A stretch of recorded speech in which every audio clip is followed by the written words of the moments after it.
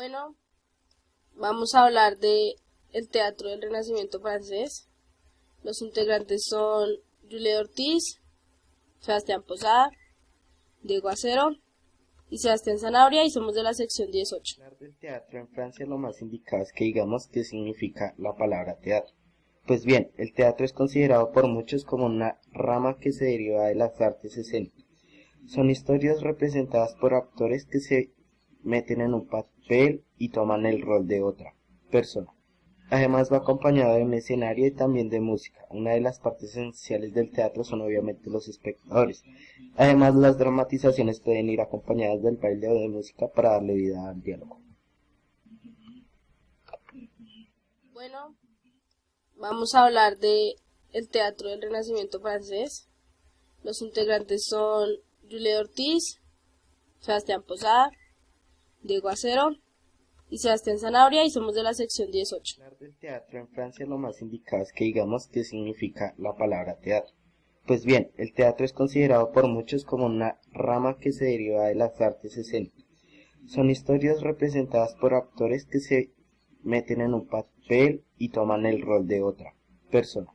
Además va acompañado de un escenario y también de música. Una de las partes esenciales del teatro son obviamente los espectadores. Además, las dramatizaciones pueden ir acompañadas del baile o de música para darle vida al diálogo. El teatro en el Renacimiento. El teatro durante el Renacimiento fue un periodo que duró aproximadamente desde la conquista de América 1492 hasta la Revolución Francesa 1789. El teatro durante este periodo se convirtió en uno de los principales géneros no solo en Francia sino en toda Europa, pues bien el teatro antes del Renacimiento era considerado totalmente inútil, pero poco a poco el teatro se fue convirtiendo y estableciendo en Francia y en toda Europa, gracias a los nuevos ideales y pensamientos que se estaban promoviendo. Así pues, luego de un tiempo, hasta las más grandes personalidades querían asistir al teatro e incluso ser parte de él. Además, el teatro se decía que ayudaba al cambio del pensamiento de la sociedad respecto a la importancia de las artes en la vida cotidiana. Además, se creía que el teatro ayudaba a mejorar la relación del humano con su cuerpo, pero también que ayudaba a la limpieza espiritual del mismo. Llegada a Francia. En Francia había un sistema económico muy duro e injusto. Este sistema era el sistema económico de monopolio. El teatro era totalmente independiente y no tenía ningún tipo de apoyo, así que quien quería hacer una obra teatral debía disponer del dinero con el que disponía. Y con el sistema económico como el que tenía Francia era imposible que una clase que no fuera la clase alta tuviera dinero para esto. Así que a causa de esto se retrasó un poco la llegada del teatro a Francia con relación a Italia. El teatro llega a Francia gracias a un grupo de actores que viajaba por toda Francia actuando donde pudieran. Un día este grupo logró actuar en el Hotel Borgoña, un sitio que era bastante famoso para ese tiempo. Esto impulsó su fama y así lograron establecerse en París y lograron crear obras propias con dinero propio. Bueno, vamos a hablar ahora de cómo era el teatro en Francia. Y es que debido a que casi todas las obras eran representadas en el género de farsa, o sea, un género que era pura comedia sin nada de realismo, el interés de la gente hacia el teatro se retrasó. Además, no había lugares determinados para esta actividad. Los teatros eran espacios desiertos, más o menos adaptados, y cuando decimos más o menos, nos referimos a que estaba compuesto de un escenario y un par de palcos a ambos lados. En esos palcos se hacían las personalidades más importantes. El resto de la gente permanecía de pie toda la obra. Además, la iluminación era bastante deficiente, ya que eran velas de cebo colgando a los lados. Además, el teatro era más que todo de carácter religioso, o sea, representaciones del Corpus Christi y representaciones de la historia de la Biblia. Pero el género religioso llegó a su fin gracias a una reforma que hubo. Esto fue en el siglo XVI. Poco a poco fue aumentando el interés de la gente hacia el teatro y la inclinación por el teatro como entretenimiento. Y así el teatro logró llegar a París y a toda Francia y establecerse como uno de los géneros más importantes. Pero también Italia tuvo mucha influencia en el renacimiento del teatro. Y así, gracias a la influencia de Italia, el teatro logró volverse casi tan popular como el fútbol en la actualidad. Molière nació en París el 15 de enero de 1622. Fue un dramaturgo, humorista y comediógrafo francés. Es considerado como el mejor escritor francés de comedias y como el máximo representante del teatro renacentista. Hijo del tapicero real Jean Piquelin y Marie Creuset, se le atribuye, sin que esto sea seguro, la razón de su interés por el teatro es gracias a sus tíos, ya que a menudo lo llevaban a ver obras de teatro.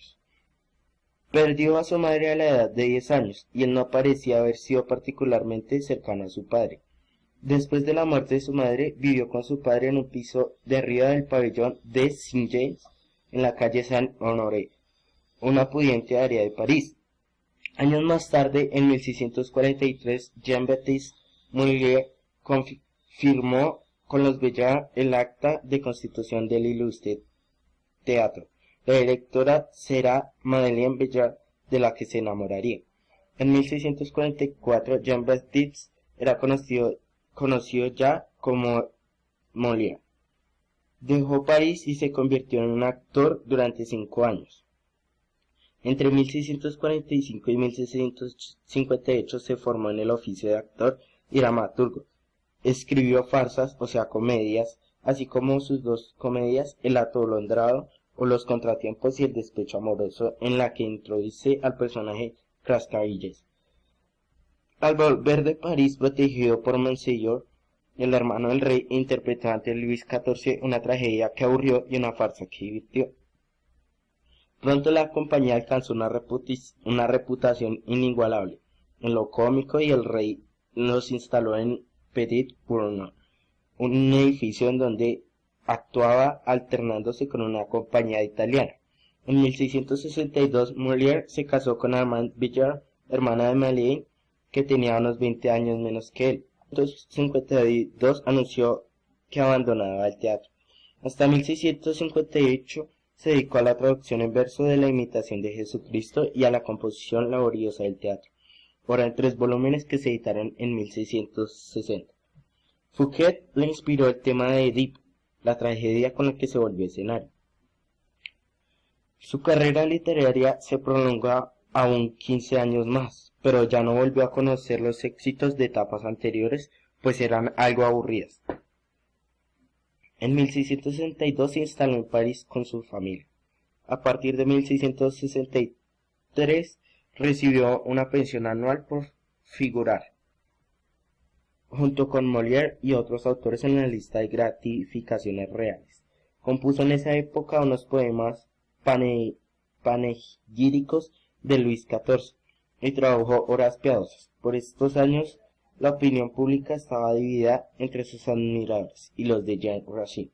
Si bien su Tito Berenice, obra en 1670, fue peor recibida por el público y crítica que la obra de su rival sobre el mismo tema, Berenice.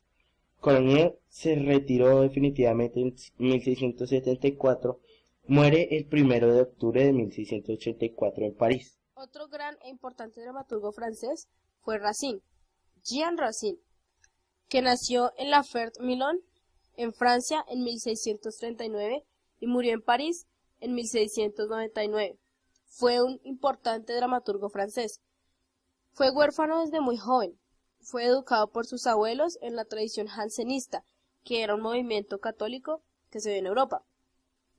Estudió en las escuelas de Port Royal de 1655 a 1658, año en el cual inició sus estudios de filosofía en el Colegio Diacourt de París.